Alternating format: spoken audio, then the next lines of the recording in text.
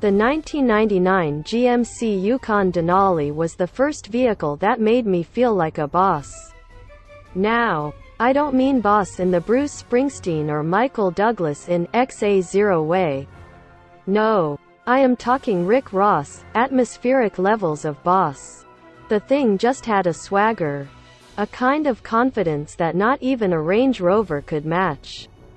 While the Rangy felt a feat and flew at 10,000 feet, the Denali felt like it should smash through walls and overthrow governments just as well as it could take you to the Grammys in style.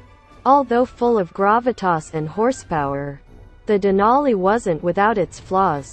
The interior, for example, was a dreadful sea of ill-fitting plastic and 1980s digital green instrumentation. General Patton's ghost would have felt at home behind the wheel of the first-gen Denali, as its handling and braking characteristics were on par not with modern luxury SUVs but rather with World War II troop transporters. Still, though, it had an X-factor you couldn't deny, and for that reason, I loved it. Climbing behind the wheel of the 2015 Yukon XL Denali, I was trepidatious. In the years since the Denali was created, General Motors changed a lot.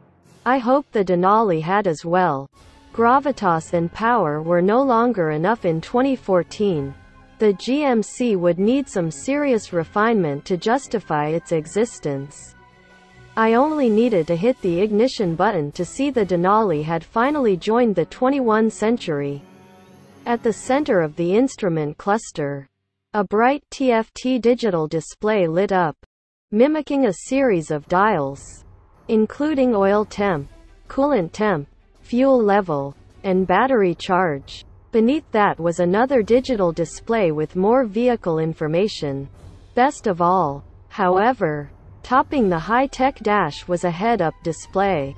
HUD, with lane departure warnings, speedo, and compass. That dash, too, was a sight for sore American eyes. No longer a slab of hard plastic with gaps wide enough to fit a medium-sized sandwich.